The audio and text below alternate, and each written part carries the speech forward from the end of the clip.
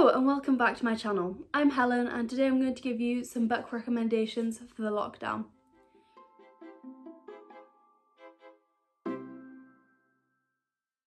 So I know a lot of the world is in lockdown at the moment. We certainly are in the UK. I know lots of America is, and across Europe multiple countries are in lockdown or quarantine. So I thought I'd give you some book recommendations. These are just some books that I think are really engrossing and easy to fly through and maybe will help you forget about what's going on in the outside world for a few hours. So the first book I'm going to talk about is Middlegame by Seanan McGuire. This is a science fiction fantasy novel about an alchemist named Reed who wants to become a god by splitting the doctrine, this sort of thing, in half through children. So he gives each child half of the doctrine. One of them gets languages and the other one gets mathematics. And we follow two of these children, these twins, who have been given the doctrine, and they are called Roger and Dodger and are separated at birth.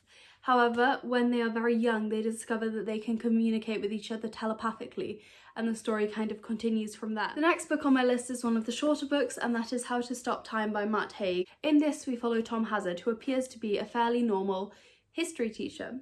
However, he has a secret. He has been living since the time of Shakespeare. He's over 400 years old, and we follow him in multiple timelines as he attempts to learn to live, but also has to keep his identity a secret from those around him. I really like this book. I love the multiple timelines and feel like the way that the chapters jump from the present into the past makes it a really fast and easy read and something that's really easy to escape into. The next book on my list is if you want something really chunky to work through during lockdown, and it is The Luminaries by Eleanor Catton. This book is huge, however it earns its page count. This is a mystery novel set in New Zealand during the height of the gold rush. In it, we follow Walter Moody, who comes to New Zealand to make his fortune. However, on his first meeting there, he stumbles across a group of 12 men who are having a secret meeting. He becomes involved and discovers that recently there have been multiple strange happenings in the town, and him and the men intend to find out what has happened. This is really amazing. It won the Man Booker Prize in 2013 and I love it. Each chapter, or the chapters, grow and shrink with the phases of the moon, and the whole book is so interesting. It kind of reads like a Dickens novel or a classic, so if you want something like that, I would recommend this. The next book on my list is The Bone Clocks by David Mitchell. This is a fantasy mystery novel. In it, we have multiple perspectives, and we begin by following Holly, who runs away from home when she's very young. We then follow the impact over 6 decades, and it begins in the 1980s, I think, and ends sometime in the future. There are some sci-fi elements to this book and some elements of dystopia, so if you don't think that is up for you during the pandemic, I would maybe recommend not reading it. But if you want something that's fantastical, got elements of mystery, has secret societies, I would recommend this. The next book on my list is another sort of historical fantasy novel. It is Jonathan Strange and Mr. Norrell. In this, we follow the final 2 magicians in England, Jonathan Strange and Mr. Norrell.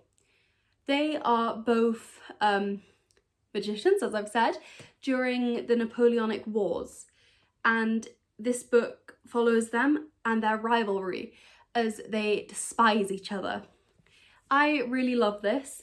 It has a lot of sort of very whimsical but deeply unpleasant magic in it. It has a lot about fairies and the fae and a lot to do with mirrors, and for some bizarre reason mirror magic is one of my favourite types or tropes of magic in books. So yeah, if those are your sort of things and if you want something absolutely huge to get through during quarantine, I would recommend this. And up next we have another monster of a book, and that is American Gods by Neil Gaiman. In this, we follow Shadow, who has just been let out of prison.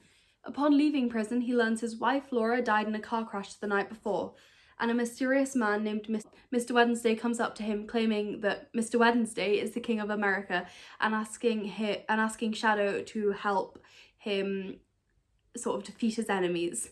This then becomes a road trip across America with multiple gods and multiple different religions and mythologies being drawn into the mix.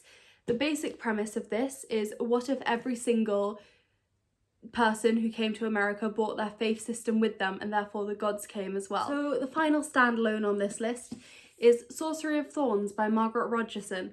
This is another slightly smaller book, however it is really addictive. In this we follow Elizabeth, who has grown up in a library. She is not a librarian, however she absolutely loves books. But books in this world are not like books in ours. I think I'm remembering this correctly, but if a book gets damaged, it turns into this thing called a maleficet. It essentially turns into a monster, and you have to destroy it. But once you destroy it, you can't get the book itself back. So the story kicks off when Elizabeth destroys one of these books, which is turned into a really evil monster. She is then accused of starting the conspiracy that led to the book and dragged to the capital by a wizard, and she has always been told that wizards or enchanters or sorcerers, I cannot remember what they're called in this world, cannot be trusted.